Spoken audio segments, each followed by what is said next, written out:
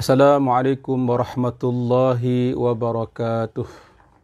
Bismillahirrahmanirrahim. Alhamdulillahi rabbil alamin.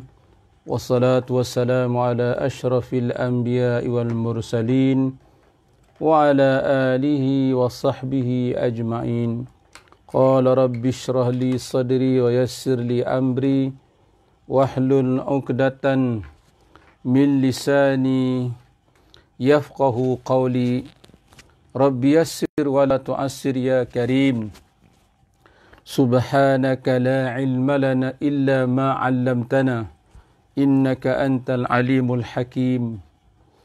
Ya muallimal hikmah 'allimna ma jahilna wa zakkirna ma nusina. Ya Allah, kurniakan kepada kami semua hakikat ikhlas dalam setiap niat-niat kami, dalam setiap ucapan, perkataan, kata bicara kami, zikir wirid kami, dan dalam setiap tindak tanduk amalan ibadah kami, perbuatan kami, hanya semata-mata kerana Engkau jua, ya Allah, tidak ada yang lain, ya Allah. Kerana Engkau, dengan Engkau, dari Engkau dan kepada Engkau jua, ya Allah. La hawla wa la quwata illa billahil aliyyil azim. Alhamdulillah, syukur kepada Allah Subhanahu wa taala. Sabahal khair, sabahan nur. Untuk pertama-tama kalinya saya ingin mengucapkan Waalaikumsalam warahmatullahi wabarakatuh. Mudah-mudahan kita semua dalam keadaan baik-baik, dalam keadaan sihat-sihat semua, insya-Allah. Ya, ceria-ceria selalu kita husnuzan billah. Ya, sentiasa kita sangka baik dengan Allah. Ya, sangka baik dengan Allah. Ana inda dhanni abdi bi. Ya, aku ni, kata Allah, ialah mengikut atas sangkaan hamba terhadapku. Mana kata, kalau kita semua sangka baik dengan Allah, maka Allah akan balas kebaikan itu kepada kita. Nah, tapi sebaliknya, kalau kita buruk su'uzzanni billah, kita buruk sangka dengan Allah, maka Allah akan balas dengan perkara yang tidak baik pula ke atas sangkaan buruk kita kepada Allah. Jadi insya-Allah kita berdoa sama-sama kepada Allah supaya Allah kurniakan kepada kita hati yang sentiasa sangka baik dengan Allah Subhanahu wa taala, yang walaupun perkara yang datang kepada kita tu sesuatu yang memedihkan, sesuatu yang memperitkan, sesuatu yang kita kurang seronok, tapi kita tetap sangka baik dengan Allah. Kerana apa? Kerana ini semua datang daripada yang maha baik, iaitulah Allah Subhanahu wa taala. Allah yang maha pengasih dan penyayang, latifun, yang maha lemah lembut, lagi pula halimun, yang maha penyantun. Saya nak cadangkan kepada ayahanda bonda, kalau berdoa, dalam munajat, sebut nama Allah ni, Ya Rahman, Ya Rahim, Ya Latif, Ya Halim. Ulang beberapa kali. Ya Allah yang maha pengasih, Ya Allah yang maha penyayang, Ya Allah yang maha berlemah lembut, dan Ya Allah, Ya Halim, wahai Ya Allah yang maha penyantun. Ya, penyantun, Ya Allah. Ya, Halim ni maknanya walaupun kita ni banyak dosa, walaupun kita ni sering lupa kepada Allah, sedangkan Allah tak pernah lupa pun kepada kita. Ya, perintah Allah kita buat kadang-kadang tak sempurna mana pun. Buat bukan tak buat. Ya, kadang-kadang kita buat lebih kurang. Ya Allah Akbar. Kemudian larangan Allah kadang-kadang kita langgar. Ya, kita cuai, kita lupa kepada Allah Subhanahu wa taala. Disebut Ya Allah. Ya, Ya Rahman. Ya, Ya Rahim. Ya Latif. Ya Halim. Ya Ghafur, Ya Karim. Ya, kita sebut-sebut nama-nama Allah, kita berdoa kepada Allah Subhanahu wa taala. Sedikit perkongsian pada pagi ini, muslimin dan muslimat yang dikasihi Allah.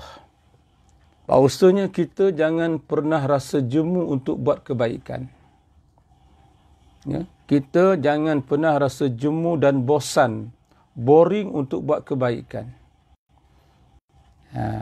Sama ada manusia suka ke tidak suka, manusia like ke, unlike ke, apa semua sekali, kita tolak ke tepi. Ya, sebab itulah di awal-awal setiap sekali saya nak mulakan bicara pagi, muhasabah diri, dan alhamdulillah sekarang ni di mana-mana kuliah pun, di awal kuliah, di awal tazkirah peringatan, saya akan doa minta dengan Allah, ya Allah, kurniakan kami ni hati yang benar-benar ikhlas. Allahumma haqqiqna bihaqiqatil ikhlas fi kulli niyatin wa qawlin wa fi'lin birahmatika ya arhamar rahimin. InsyaAllah, ayahanda bonda, ya, adik kakak yang saya kasihi sekalian, saya akan kongsikan doa ini. Ya, doa ni saya tidak ambil di mana-mana, tetapi ini apa yang Allah ilhamkan kepada saya. Ya, Allahumma haqqiqni bihaqiqatil ikhlas fi kulli niyatin wa qawlin wa fi'lin birahmatika ya arhamar. Minta kepada Allah sungguh-sungguh, ya Allah, ya, haqqiqni, jadikan aku ni benar-benar ikhlas ya Allah, khalis, bersih dalam setiap niat, dalam setiap perkataan dan dalam setiap perbuatan kita ni. Kita buat ni semata-mata lillahi ta'ala, semata-mata kerana Allah, tidak ada yang lain. Ya, kerana makhluk manusia tidak boleh memberi apa-apa kesan. Yang boleh memberi manfaat, yang boleh mudarat hanya Allah Ta'ala jua. Sebab itulah antara lain nama-nama Allah, apa dia? Ad-Daru dan An-Nafi. Allah lah yang memberi manfaat dan Allah jualah yang boleh memberi mudarat. Tidak ada yang lain. InsyaAllah. Saya akan tuliskan nanti dan ruang komen lepas daripada ini, insyaAllah. Allahumma haqqiqni bihaqiqatil ikhlas fi kulli niyatin wa qawlin wa fi'lin birahmatika ya arhamar rahimin. Jadi kerana itu, jangan kita pernah jemu untuk buat kebaikan. Jangan kita pernah rasa jemu untuk berzikir, untuk qiyamul lail, untuk solat duha, untuk bersedekah, apa saja. Nak buat tazkirah ringkas walaupun secara live, jangan kita pernah rasa jemu. Ya, kerana syaitan suka amat sangat bila kita ni lemah semangat. Ya, syaitan dan kuncu-kuncunya. Kita ni ada 4 musuh. Ya, disebut dalam kitab apa nama Minhajul Abidin ila Jannati Rabbil Alamin karangan Imam Al-Ghazali. Ya, saya sempat mengaji kitab ni dengan Allahyarham Tuan Guru Haji Hashim Pondok Pasir Tumbuh, tapi tak sempat khatam. Ya. Allahyarham Tuan Guru Haji Hashim mengajar kitab ni, dia ada syarah dia. 2 jilid syarah bagi kitab Minhajul Abidin ila Jannati Rabbil Alamin. Ada 2 jilid tebal. Ya, 1 jilid ni tebal je. Ya, kita dah masuk jilid yang kedua tapi tak sempat nak khatam. Ya, kata Imam Ghazali, musuh kita ni dikatakan aqabatul awaik. Ya, dia ada 7 aqabah. Ya, dalam perjalanan kita nak menuju pada Allah ni, dia ada 7 tingkatan yang perlu kita lalui, yang kita perlu lepaskan. Ya, aqabatul ilmi. Mula-mula mesti ilmu, fardu ain mesti wajib. Ya. Yang kedua ialah aqabatut taubah. Ya, taubah ni wajib, mesti kita bertaubat, bukan sunat, tuan-tuan dan puan-puan. Dan lebih lagi kita ni yang sememangnya ya penuh berlumpur dengan dosa ni, berkuban dengan maksiat ni, ya Allah, ya Allah. Ya. Yang ketiga, bila kita dah ada ilmu dan kita dah benar-benar bertaubat, ya, bila kita nak berjalan, kita nak buat baik ni, kita nak taat ni, dia ada halangan di sana. Dia panggil aqabatul awaik. Ya, halangan di awal perjalanan kita nak menuju pada Allah. Apa dia? Yang pertama adalah al-khalq, makhluk manusia. Ya, ada di kalangan orang ramai yang tak suka dengan kita, perubahan yang kita nak buat. Ya, boleh jadi ada di kalangan manusia yang tak senang hati. Tak senang hati, iri hati, busuk hati, yang lain-lain lah. Cemburu hati, macam-macam. Itu memang dipanggil awaik. Kata Imam Al-Ghazali rahimahullah, itu awaik. Ya. Halangan yang pertama untuk kita nak benar-benar nak berjalan pada Allah ialah pertama al-khalqu, ialah makhluk manusia secara khususnya. Kadang-kadang bukan orang lain. Boleh jadi di kalangan ahli rumah tangga kita sendiri yang tak suka dengan kita. Kita nak berubah, kita nak jadi yang lebih baik. Kadang-kadang ahli keluarga kita sendiri tak suka, ataupun ahli keluarga kita mungkin dah suka dah, jiran-jiran tak suka contohnya, ataupun orang-orang yang lain tidak suka. Satu. Yang keduanya ialah ad-dunya. Dunia juga menjadi salah satu perkara yang menghalang kita untuk kita nak berjalan kepada Allah. Ya. Kalau aku mengaji agama ni Kang, apa aku nak makan? Ya, aku buat kerja macam ni, ya, menyampaikan ilmu, siapa nak bagi aku upah? Siapa nak itu? Jangan. Kita buat ni semata-mata kerana Allah. Ya. Apa lagi tuan-tuan, ayah dan bonda? Ingat, saya nak ingatkan kepada kita ada 5 nikmat besar yang Allah beri kepada kita semua. Yang kesemua nikmat ni ada kepada kita. Dan kita bertanggungjawab sepenuhnya besok di hari akhirat dengan 5 nikmat yang Allah Ta'ala berikan kepada kita. ثُمَّ لَتُسْأَلُنَّ يَوْمَئِذٍ عَنِ النَّعِيمِ ثُمَّ لَتُسْأَلُنَّ. Kalau orang belajar bahasa Arab, ya Allah, gerun dengan dia terasa gerun dengan ayat ni. Thumma latus'alunna. Ya, nun taukid ats-tsaqilah. Nun taukid ats-tsaqilah. Kami pasti dan pasti akan bertanya kepada kamu wahai manusia di atas tiap-tiap nikmat yang aku beri kepada kamu wahai manusia. Dan kita semua ni, tak kira ustaz tak ustaz, ustazah tak ustazah, tak kira siapa pun kita, pangkat tinggi, pangkat rendah, pangkat tengah-tengah, tak ada pangkat apa semua sekali, kita ada 5 nikmat besar yang Allah Ta'ala beri. Dan kita bertanggungjawab. Dan Allah tahu kemampuan kita. Dan kita akan dipertanggungjawab besok di hari akhirat. Apa dia? Pertama, nikmat hidup. Ya, kalau boleh ditulis. Nikmat hidup. Yang kedua, nikmat sihat. Ya. Yang ketiga, nikmat harta. Yang keempat, nikmat keamanan. Kita hidup dalam keadaan aman. Ya.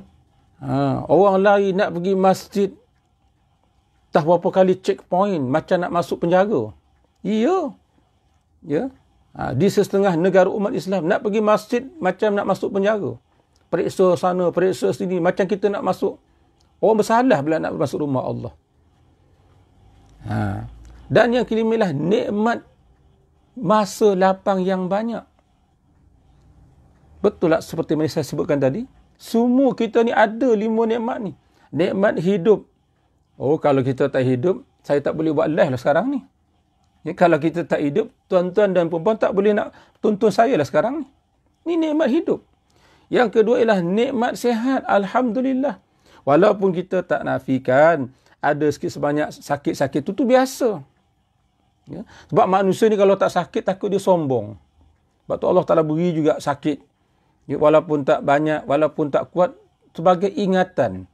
Itu kasih sayang Allah kepada kita. Allah Ta'ala cubit kita sikit, bagi sakit, supaya kita ni sedar bahawa kita ni manusia. Ya, ini nikmat sihat.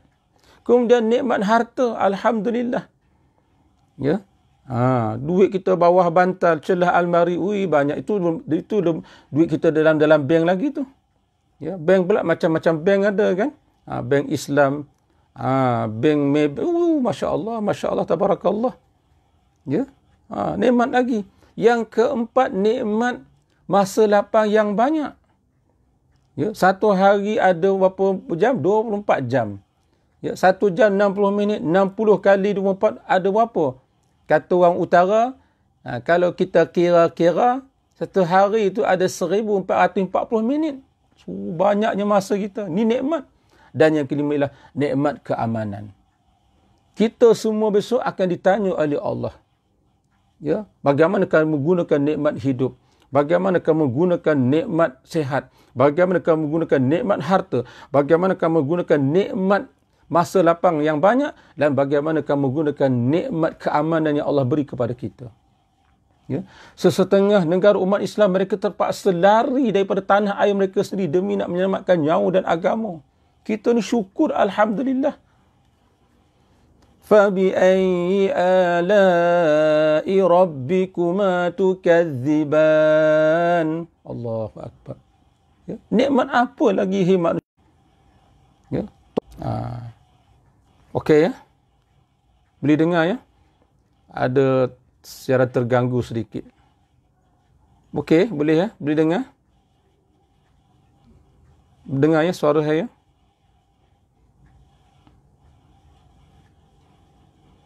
Tak ada yang respon.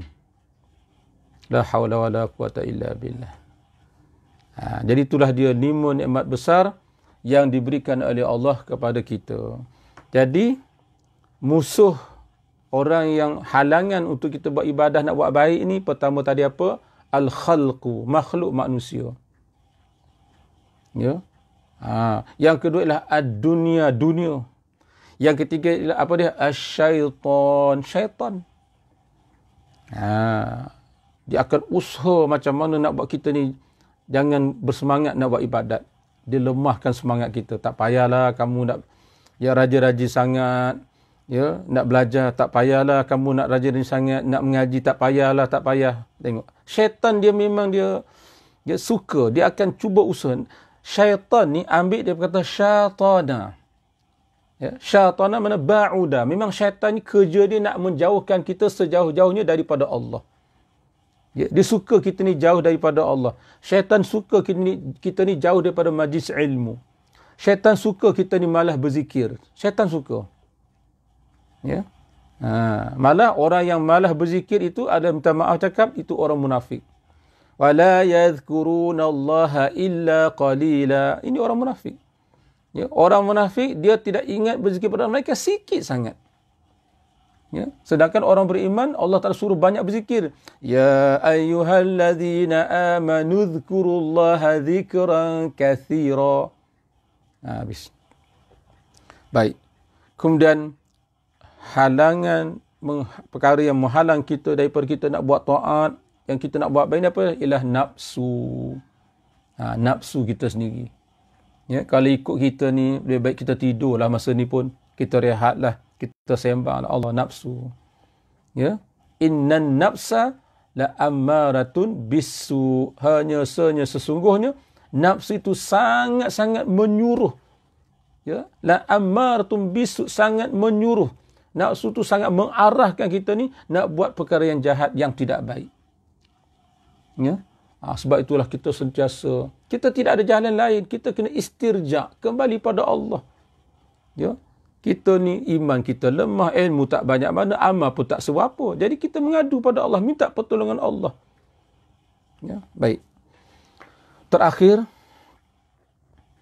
dalam Sahih Bukhari, ini hadis sahih. Ya. Ini hadis sahih. An Hisham qala akhbarani abi. Kata Hisham, bapaku telah memberi khabar kepada aku, kata Hisham, an Aisyah, ya, an ummil mu'minin Aisyah radhiyallahu anha, daripada Aisyah radhiyallahu anha, anna Nabi sallallahu alaihi wasallam dakhala 'alaiha wa indaha imra'atun. Satu hari Rasulullah masuk ke dalam rumah Aisyah radhiyallahu anha. Ya, boleh jadi itu adalah giliran ya, Rasulullah berada di rumah Sayyidatuna Aisyah radhiyallahu anha. Ya, anna Nabi sallallahu alaihi wasallam dakhala 'alaiha. Rasulullah masuk ke dalam rumah Aisyah, wa indaha imratun, walhal di sisi Aisyah ketika itu ada seorang perempuan. Ya, wa indaha imratun, di sisi Aisyah ada seorang perempuan. Qala, lalu Rasulullah bertanya, man hadhihi? Ya, siapakah dia ini, perempuan ini, wahai Aisyah? Ya, man hadhi, siapa dia ini? Qalat, kata Sayyidatuna Aisyah radhiyallahu anha, fulanatun, iaitulah seorang perempuan, fulana, yang dia menyebutkan tentang sembahyangnya. Dia cerita tentang ya, ibadah dia, kathratu salatiha, wa annaha la tanamul lail. Ya, Masya Allah, tabarakallah. Jadi perempuan ini yang bertamu ke rumah Sayyidah Aisyah ni, yang di waktu itu Rasulullah SAW pun ada, dia bercerita kepada Sayyidah Aisyah tentang ibadah dia. Masya Allah, kathratu salat, dia tak tidur malam. Dia beribadah sepanjang malam. Masya Allah, hebat. Ya. Seorang ibu, seorang perempuan, ya, la tanamul, tak tidur malam.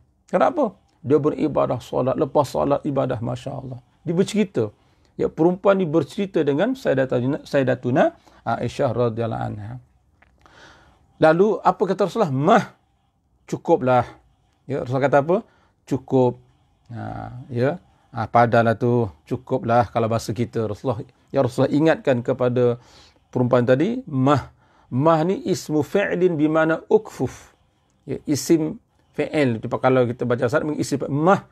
Mah ni maknanya cukuplah tu. Ya, padahlah, cukuplah, memadalah. Alaikum bima tutiqun, kata Rasulullah, hendaklah kamu melazimi amalan yang kamu termampu nak buat. Jangan paksa-paksa. Ya, sebab perempuan tadi bercerita, dia tak tidur malam. Ya, dia beribadah sepanjang malam, sembahyang sepanjang malam. Lalu Rasulullah kata, alaikum bima tutiqun. Maknanya, ilzamu minal a'man ma tastati'unahu duna masyaqqah. Rasulullah mengingatkan kepada perempuan tu dan ingatkan kepada kita semua, lazimkanlah melakukan sesuatu amalan itu, amalan yang kamu mampu buat tanpa membebankan. Jangan kita memaksa-maksa diri kita untuk buat sesuatu yang kita tak mampu nak buat. Ini pengajaran hadis. Ya. Orang nak qiyamul lail pukul 3 pagi, kita pun nak bangun 3 pagi. Contoh. Jangan paksa. Ya, tubuh kita ni pun nak berehat yang cukup. Ya, pagi esok selepas subuh kita nak bergegas bekerja sebagai, kita kena cukup rehat. Ya, jadi pandai-pandailah. Jadi Rasul ingatkan, alaikum bima tutiqun. Kalau saya nak beri erti yang mudahnya, kamu buatlah amalan yang kamu mampu buat. Jangan paksa. Ya. Jangan kita memaksa-maksa diri kita, membebankan diri kita dengan amalan yang kita tak mampu nak buat. Lebih-lebih lagi, ya, kata guru-guru saya, para murabbi saya, kita hari ini hidup di zaman super malas. Siapa dia rajin ibadah ni tuan-tuan? Ya, tak tahulah kalau tuan-tuan ya rajin, alhamdulillah. Tapi rata-ratanya kita ni malas. Ya, kita hidup di zaman super malas. Jadi Rasulullah dah beritahu dah 1400 tahun lalu, Rasulullah ingatkan, alaikum bima tutiqun. Ya, kamu naklah melazimi ya dengan sesuatu amalan tu, amalan yang kamu boleh buat, yang kamu boleh istiqamah. Biarlah sikit tapi boleh istiqamah. Daripada banyak tapi tak istiqamah. Ya. Hari ni zikir tahlil ya, sampai 500.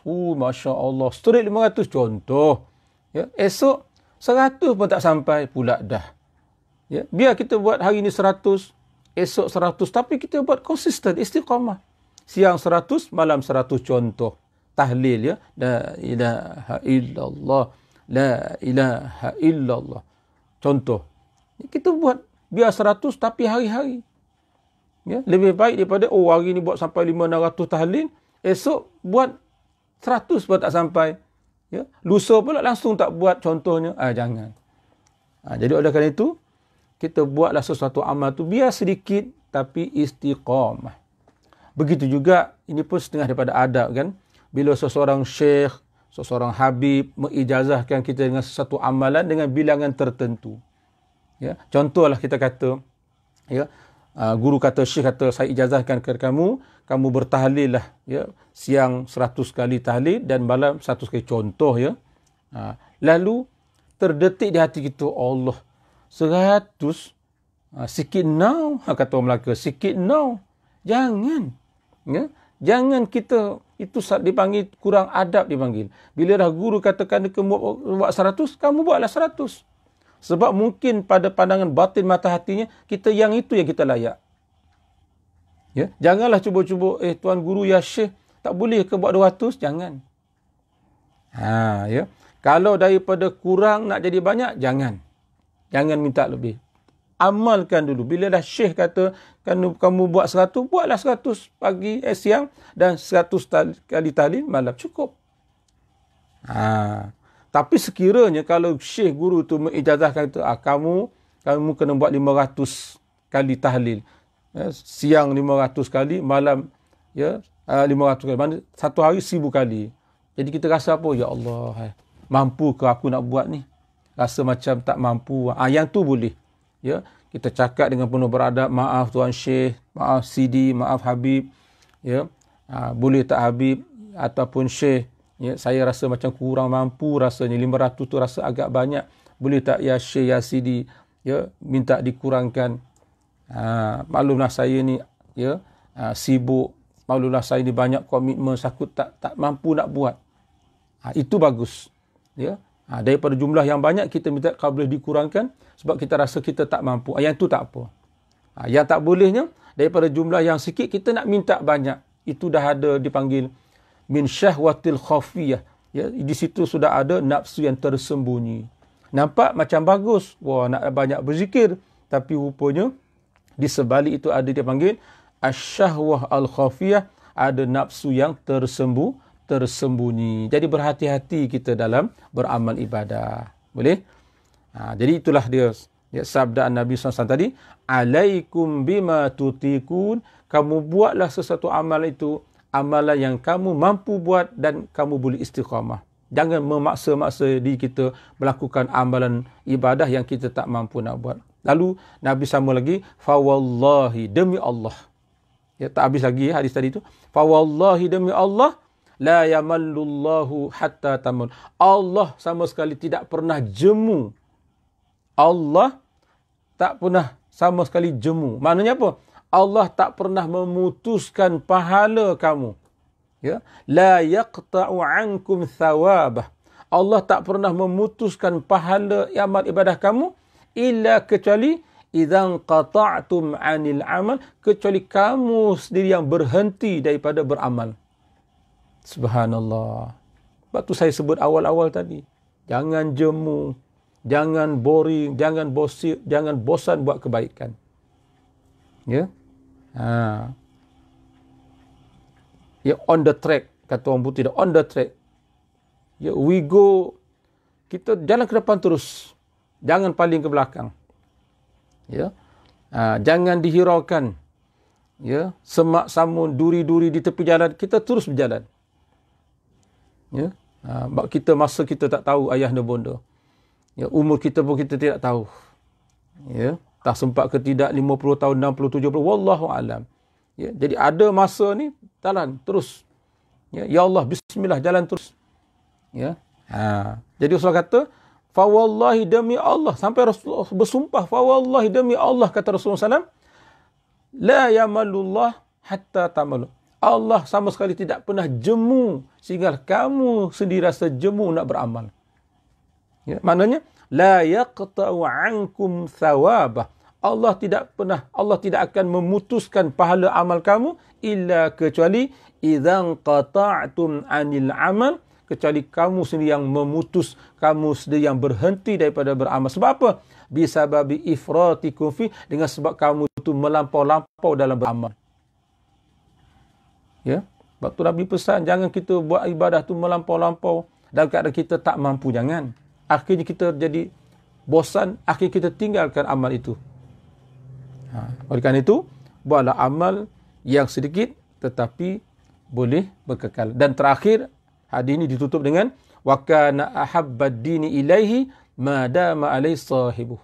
Sesungguhnya agama yang terbaik, ya, bagi seseorang itu di sisi Allah, apa dia? Itulah mereka yang boleh istiqamah di atas sesuatu perkara. Tidak. Ya, agama yang baik, ya, seseorang itu di sisi Allah ialah mereka yang madama alaih sahibuh, mereka yang boleh istiqamah di atas sesuatu kebaikan. Biarlah sedikit tapi konsisten dan istiqamah. InsyaAllah mudah-mudahan kita semua, ya, kita doa minta pada Allah supaya Allah Ta'ala jadikan kita ni daripada orang istiqamah. Allahumma inna nas'aluka taubata wal inabata wal istiqamata ala syari'atil gharra wa tariqatil bayda bijahi nabiyina Muhammadin sallallahu alaihi wasallam. Allahumma inna nas'aluka taubata wal inabata wal istiqamata ala syari'atil gharra wa ala tariqatil bayda bijahi nabiyina Muhammadin sallallahu alaihi wasallam. Amin ya rabbal alamin. Tolong sharekan, tolong, ya, kita kongsi-kongsikan kepada yang lain. InsyaAllah tidak ada ruginya, ya, demi untuk kebaikan kita bersama, insyaAllah. Ya, tidaklah saya buat ini melainkan kerana atas sifat rasa kasih sayang kepada umat Nabi Muhammad sallallahu alaihi wasallam. Allahumma arham ummat sayyidina Muhammadin sallallahu alaihi wasallam. Allahumma hdi ummat sayyidina Muhammadin sallallahu alaihi wasallam. Allahumma aslih ummat sayyidina Muhammadin sallallahu alaihi wasallam. Allahumma farrij an ummati sayyidina Muhammadin sallallahu alaihi wasallam. Allahumma ighfir li ummati sayyidina Muhammadin sallallahu alaihi wasallam. Rabbana atina fid dunya hasanah wa fil akhirati hasanah wa qina azabannar. Walhamdulillahi rabbil alamin. Ya, barakallahu fikum. Mudah-mudahan ya Allah memberkati kita semua. Insya-Allah kita akan bertemu lagi pada pagi esok. Barakallahu fikum. Barakallahu fikum. Barakallahu fikum.